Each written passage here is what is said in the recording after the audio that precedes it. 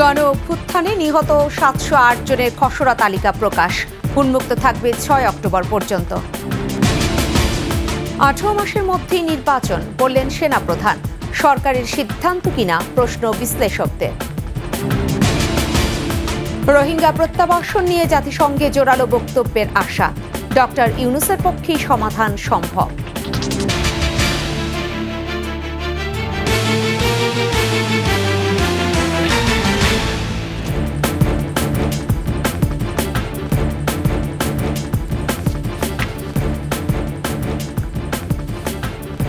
এতক্ষণ শুনছিলেন first security ইসলামী bank PLC সংবাদ শিরোনাম। প্রত্যেককে আমন্ত্রণ জানাচ্ছি ২১শে সংবাদে। সাথে থাকছি ফেরদৌসী আহমেদ।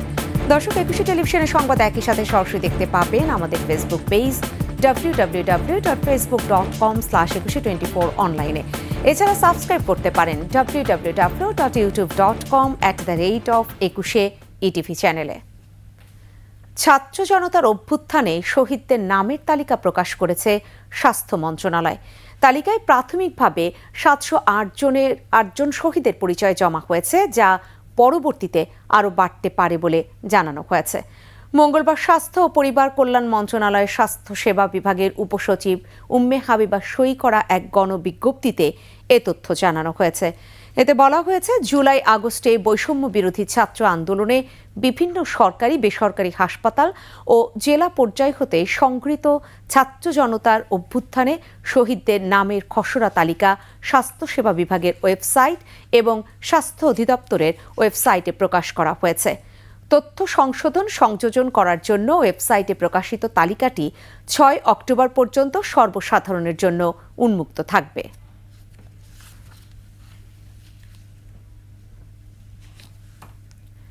জাতিসংঘ সাধারণ পরিষদের ৭৯তম অধিবেশনে যোগ দিতে এখন নিউ ইয়র্কের অন্তর্বর্তী সরকারের প্রধান উপদেষ্টা ডক্টর মোহাম্মদ ইউনূস। কিছুক্ষণ পর জাতিসংঘ সদর দপ্তরে মার্কিন প্রেসিডেন্ট জো বাইডেনের সাথে দ্বিপক্ষীয় বৈঠক হবে প্রধান উপদেষ্টার। বিস্তারিত জানাচ্ছেন নাহিদ সিরাজি নিম্মে। যুক্তরাষ্ট্রের New York John F Kennedy আন্তর্জাতিক বিমানবন্দরে অন্তর্বর্তী সরকারের প্রধান উপদেষ্টা ডক্টর মোহাম্মদ ইউনূস পৌঁছান স্থানীয় সময় রাত ১০:১৬। সেখানে তাকে স্বাগত জানান জাতিসংঘে বাংলাদেশের রাষ্ট্রদূত ও স্থায়ী প্রতিনিধি মোহাম্মদ আব্দুল মুহিত ও যুক্তরাষ্ট্রে বাংলাদেশ দূতাবাসের charge d' affaires DM Salauddin Mahmud. পরে বিমানবন্দর থেকে সরাসরি ম্যানহাটনের গ্র্যান্ড হায়াত হোটেলে যান ডক্টর মোহাম্মদ ইউনূস। জাতিসংঘ সাধারণ পরিষদের অধিবেশনে ভাষণ দেওয়ার আগেই বাংলাদেশ সময় মঙ্গলবার রাত ৯:৩০টার দিকে মার্কিন প্রেসিডেন্ট বাইডেনের সঙ্গে দ্বিপক্ষীয় বৈঠকে বসবেন ডক্টর মোহাম্মদ ইউনূস। অধিবেশনের সাইডলাইনে নেদারল্যান্ডস, পাকিস্তান, নেপাল সহ বিভিন্ন দেশের রাষ্ট্র ও সরকার প্রধানের সঙ্গে বৈঠক করবেন ডক্টর মোহাম্মদ ইউনূস। এছাড়া জাতিসংঘ মহাসচিব, ইউরোপীয় কমিশনের প্রেসিডেন্ট সহ বেশ কয়েকটি উচ্চ পর্যায়ের বৈঠকে মিলিত হবেন প্রধান উপদেষ্টা। এর আগে সোমবার ভোরে কাতার এয়ারওয়েজের একটি বাণিজ্যিক ফ্লাইটে ঢাকা থেকে নিউ ইয়র্কের উদ্দেশ্যে রওনা দেন প্রধান উপদেষ্টা ডক্টর মোহাম্মদ ইউনূস। ২৭ সেপ্টেম্বর জাতিসংঘ সাধারণ পরিষদে অধিবেশনে ভাষণ দেবেন বাংলাদেশের অন্তর্বর্তী সরকারের প্রধান উপদেষ্টা। নাহিদ সিরাজি নিম্মি, ২১শে টেলিভিশন, ঢাকা। যে কোনো পরিস্থিতিতে ডক্টর মোহাম্মদ ইউনূসের নেতৃত্বাধীন অন্তর্বর্তী সরকারকে পূর্ণ সমর্থন দেবেন সেনাবাহিনী প্রধান জেনারেল ওয়াকারুজ্জামান। সংবাদ মাধ্যম রয়টার্সকে দেয়া সাক্ষাৎকারে সেনাপ্রধান বলেন, ১৮ মাসের মধ্যে যাতে নির্বাচন হতে পারে সেজন্য গুরুত্বপূর্ণ সংস্কারে অন্তর্বর্তী সরকারকে সহযোগিতা করবে সেনাবাহিনী। তার নেতৃত্বে বাংলাদেশ সেনাবাহিনী রাজনীতিতে হস্তক্ষেপ করবে না বলেও নিশ্চিত করেন জেনারেল ওয়াকার। রিপোর্ট দুলি মল্লিকের। আমাদের কিছু সময় দেন। ছাত্র জনতার গণ অভ্যুত্থানে হাসিনা সরকারের পতনের পর জাতির উদ্দেশ্যে দেওয়া বক্তব্যে অন্তর্বর্তী সরকার গঠনের মাধ্যমে দেশের আইনশৃঙ্খলা পরিস্থিতি স্বাভাবিক করার প্রতিশ্রুতি দেন সেনাবাহিনী প্রধান জেনারেল ওয়াকারুজ্জামান। ধৈর্য ধরতে বলেন দেশের মানুষকে। ইন্টারিম গভর্নমেন্টের মাধ্যমে এদেশের সমস্ত কার্যকলাপ চলবে। এবার ব্রিটিশ সংবাদ মাধ্যম রয়টার্সকে দেয়া বিরল সাক্ষাৎকারে আরও একবার দেশবাসীকে ধৈর্য ধরার আহ্বান জানালেন ওয়াকারুজ্জামান। বললেন, রাষ্ট্র পরিচালনা ও নির্বাচন ব্যবস্থায় গুরুত্বপূর্ণ সংস্কারের জন্য ডক্টর মোহাম্মদ ইউনূসের নেতৃত্বাধীন অন্তর্বর্তী সরকারের 1 থেকে 1.5 বছর সময় লাগতে পারে। এ সময় পূর্ণ সমর্থন দিয়ে পাশে থাকার কথা জানান সেনাপ্রধান। প্রধান উপদেষ্টার সঙ্গে প্রতি সপ্তাহে বৈঠক হয় উল্লেখ করে একসাথে কাজ করলে ব্যর্থ হওয়ার কোনো কারণ নেই বলে মনে করেন জেনারেল ওয়াকার। জানান, তার নেতৃত্বে বাংলাদেশ সেনাবাহিনী রাজনীতিতে হস্তক্ষেপ করবে না। সাবেক প্রধানমন্ত্রী ও স্বরাষ্ট্রমন্ত্রী সরাসরি নিয়ন্ত্রণে থাকা বেশ কিছু সামরিক কর্মকর্তা বিচ্যুতিমূলক কর্মকাণ্ডে জড়িয়ে থাকতে পারেন উল্লেখ করে কেউ দোষী সাব্যস্ত হলে ব্যবস্থা নেওয়া হবে বলে জানান। এরই মধ্যে কয়েকজনকে শাস্তি দেওয়া হয়েছে বলেও নিশ্চিত করেন। দীর্ঘমেয়াদে সেনাবাহিনীকে রাজনৈতিক অঙ্গন থেকে দূরে রাখার ইচ্ছার কথা জানিয়ে সাংবিধানিক সংস্কারের মাধ্যমে রাষ্ট্রপতি ও প্রধানমন্ত্রীর মধ্যে ক্ষমতার ভারসাম্য তৈরির উপর জোর দেন ওয়াকারুজ্জামান। বাংলাদেশের ইতিহাসে স্বাধীনতার পর বারবারই সেনাবাহিনী রাষ্ট্র ক্ষমতায় এসেছে, জড়িয়েছে রাজনীতিতে। তবে জেনারেল ওয়াকারুজ্জামান কোনোভাবেই একজন সৈনিকের রাজনীতিতে যুক্ত হওয়ার পক্ষে নন। দুলি মল্লিক, ডেস্ক রিপোর্ট, 21 টেলিভিশন। রয়টার্সকে দেয়া সেনাপ্রধান জেনারেল ওয়াকারুজ্জামানের বক্তব্যকে স্বাগত জানিয়েছেন বিএনপি নেতারা, তবে ভিন্ন মত প্রকাশ করছেন বিশ্লেষকরা। মাহতাব মিনহাজের প্রতিবেদন। সংস্থা রয়টার্সকে দেয়া সাক্ষাৎকারে দেশের রাজনৈতিক বিভিন্ন বিষয় নিয়ে কথা বলেন সেনাপ্রধান জেনারেল ওয়াকারুজ্জামান।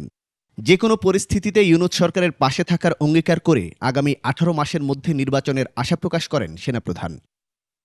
তার এই বক্তব্যকে ইতিবাচকভাবেই দেখছেন বিএনপি নেতারা। 25 সালের মধ্যে একটা নির্বাচন হবে বলে আমি মনে করি। ওনার কথা হিসাবে উনি সর্বশেষ বলতে 18 মাস আগেও হতে পারে। এই ব্যাপারে আমার মনে হয় যে খুব একটা বেশি পরিস্থিতিকে নিয়ন্ত্রণ নিয়ে আসতে পারলে 18 মাস থেকে 12 মাসও হতে পারে, 14 মাসও হতে পারে। তবে এই বক্তব্য সরকারের সঙ্গে সাংঘর্ষিক হতে পারে বলে মনে করেন এই রাজনীতি বিশ্লেষক।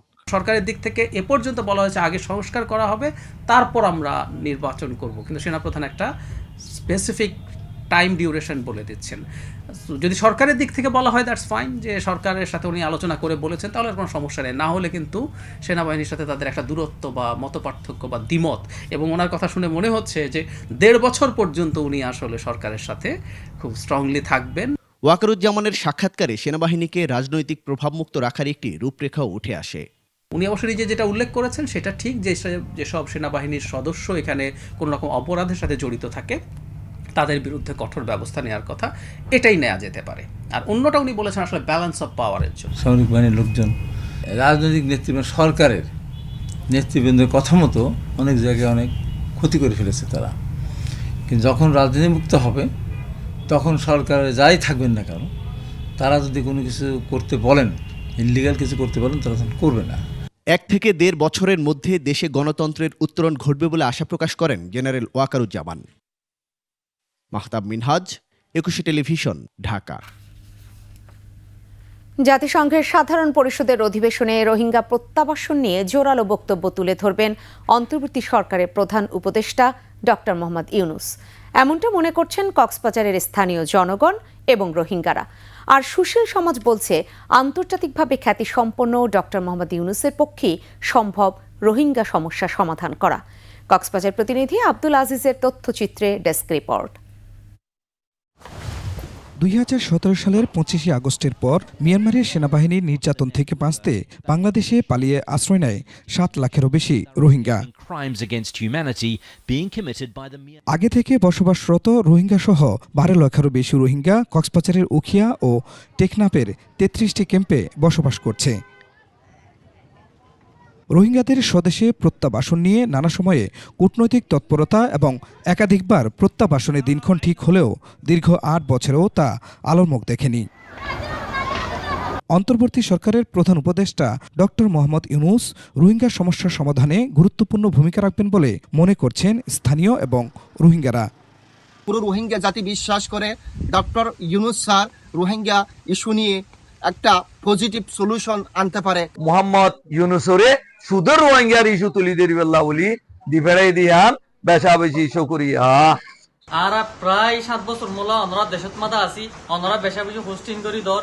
ডক্টর ইউনূসের এ সফর রোহিঙ্গা প্রত্যাবাসনের জন্য গুরুত্বপূর্ণ উল্লেখ করে সুশীল সমাজের নেতারা মনে করেন রোহিঙ্গারা শুধু কক্সবাজার নয়, জাতীয় সমস্যা হয়ে দাঁড়িয়েছে।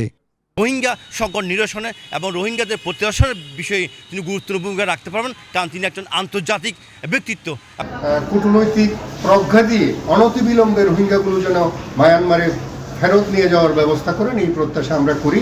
রোহিঙ্গা প্রত্যাবাসনের যে দাবি, সেই দাবিটা উনি বহির্বিশ্বে অর্থাৎ এটি জাতিসংঘের যে সর্বোচ্চ ফোরাম, সেখানে তিনি তুলে ধরবেন। রোহিঙ্গা শরণার্থী ক্যাম্প পরিদর্শন করেছেন অন্তর্বর্তী সরকারের দুর্যোগ ব্যবস্থাপনা ও ত্রাণ এবং মুক্তিযুদ্ধ বিষয়ক উপদেষ্টা ফারুকি আজম। জাতিসংঘের বিভিন্ন সংস্থার ঊর্ধ্বতন কর্মকর্তাদের সাথে মতবিনিময়কালে রোহিঙ্গা শরণার্থীদের মানবিক সহায়তা নিশ্চিত করার উপর জোর দেন তিনি। খুরশিদ আল মুকুল, ডেস্ক রিপোর্ট, 21 টেলিভিশন। দেখছেন 21 সংবাদ। ডাকাতের ছুরিকাঘাতে প্রাণ হারালেন তরুণ সেনা কর্মকর্তা তানজিম সারোয়ার নির্জন। কক্সবাজারের চকরিয়ায় যৌথ অভিযানে দায়িত্ব পালন করতে গিয়ে ঘটে এই মর্মান্তিক ঘটনা। ময়নাতদন্ত শেষে তানজিম সারোয়ারের মরদেহ নেওয়া হয়েছে গ্রামের বাড়ি টাঙ্গাইলে। পরিবারে নেমে এসেছে শোকের ছায়া। টাঙ্গাইল ও কক্সবাজার প্রতিনিধির সহায়তায় মাহিলা ইসলামের রিপোর্ট। সোনার টুকরা আমার ছেলে কোনোদিন নেগেটিভ কথা বলা জানে নাই। দুর্বৃত্তদের অভয়ারণ্য কক্সবাজারের চকরিয়ায় সোমবার দিবাগত রাতে সেনাবাহিনীর নেতৃত্বে যৌথ বাহিনীর অভিযান। নির্মমভাবে খুন হন সেনা কর্মকর্তা তানজিম সারোয়ার নির্জন। আমার শরীরের সবসময় ছিল পজিটিভ, যে যা বলতো ঠিক আছে জি। চকরিয়া উপজেলার ডুলহাজারা ইউনিয়নের পূর্ব মাইজপাড়া এলাকায় অভিযানে যৌথ বাহিনীর উপস্থিতি বুঝতে পেরে পালানোর সময় লেফটেন্যান্ট তানজিম সারোয়ার ধরে ফেলেন এক ডাকাত। সে সময় ডাকাত সেনাদের ধস্তাধস্তিও হয়, তবে ডাকাতদের আঘাতে ঘটনাস্থলেই মারাত্মক জখম হন চৌকস এই সেনা কর্মকর্তা। গুরুতর আহত অবস্থায় তাকে হাসপাতালে নিলে চিকিৎসক মৃত ঘোষণা করেন। অভিযানে 3 ডাকাত আটক হলেও বিনিময়ে প্রাণ দিতে হলো তরুণ এই কর্মকর্তাকে। তানজিম সারোয়ারের অকাল মৃত্যুতে শোকের ছায়া নেমে এসেছে গ্রামের বাড়িতে। একমাত্র ছেলের এমন মৃত্যু মেনে নিতে পারছেন না বাবা মা। আমি অবশ্যই আমার এই ছেলেটাকে যারা হত্যা করেছে, এরকম মৃত্যু যেন আর কারো না হয়, আর এটার দ্রুত বিচার করে এদের ফাঁসি কাস্টে ঝুলাবে, এটাই আমার আশা। সুষ্ঠু বিচারের দাবি জানিয়েছেন স্বজনেরা। মাহিলা ইসলাম, 21 টেলিভিশন। গাজীপুর ও আশুলিয়া শিল্পাঞ্চলে থামছে না শ্রমিক অসন্তোষ। গত 1.5 মাস ধরে অর্ধশতাধিক কারখানার শ্রমিকরা আন্দোলন করে আসছেন বিভিন্ন দাবিতে। কম বেতন, চাকরিচ্যুতির ঘটনা, হাজিরা বোনাস না দেয়া সহ শ্রমিকদের সাথে দুর্ব্যবহারের কারণে কমছে না আন্দোলন। শ্রমিক সংগঠনগুলো এমন দাবি করলেও মালিকপক্ষ বলছে দেশি বিদেশি ষড়যন্ত্রের অংশ হিসেবেই গার্মেন্টস সেক্টরে অস্থিরতা চলছে। গাজীপুর ও সাভার প্রতিনিধির সহায়তায় ডেস্ক রিপোর্ট।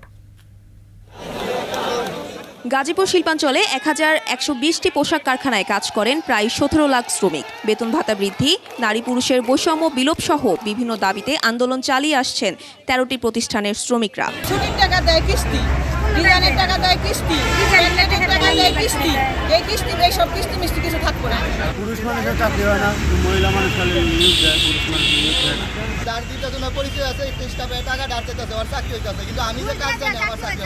শ্রমিক সংগঠনগুলো বলছে সরকার পরিবর্তনের সাথে সাথে ঝুট ব্যবসার নিয়ন্ত্রণ নিয়ে চলছে অস্থিরতা। পাশাপাশি স্বল্প বেতন ভাতা, নারী এবং পুরুষ শ্রমিকের বৈষম্য সহ আরও বিভিন্ন বিষয়কে কেন্দ্র করে এই আন্দোলনের সৃষ্টি। বকেয়া বেতনের দাবিতে অসংখ্য কারখানাগুলোতে আন্দোলন সংগ্রাম হচ্ছে। সেটা হচ্ছে আপনি শুধু পোশাক শিল্প না, এখানে ওষুধ ফ্যাক্টরি আছে, টাইলস ফ্যাক্টরি আছে।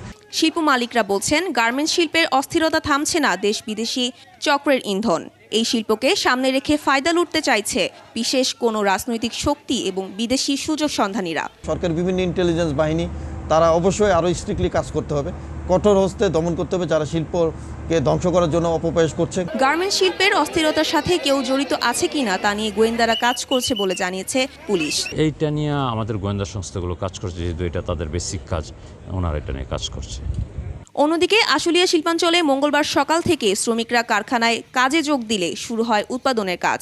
তবে পরে আবারও কর্মবিরতিতে গেলে 9 পোশাক কারখানায় ঘোষণা করা হয় সাধারণ ছুটি। এর বাইরে আগে থেকেই বন্ধ রয়েছে 46টি কারখানা। Mahiya Rahman, desk report, 21 television. সর্বশেষ সংবাদ জানতে ডায়াল করুন 2021 নম্বরে আর ভিজিট করুন 21tv.com এই ওয়েবসাইটে। ফেসবুকে ভিজিট করতে পারেন www.facebook.com/2124 অনলাইনে। এছাড়া সাবস্ক্রাইব করতে পারেন www.youtube.com/21etv চ্যানেলে। এতক্ষণ সাথে থাকার জন্য ধন্যবাদ। পরবর্তী সংবাদ রয়েছে রাত 10টা 55 মিনিটে। দেখার আমন্ত্রণ রইল। 21-এর সাথেই থাকুন।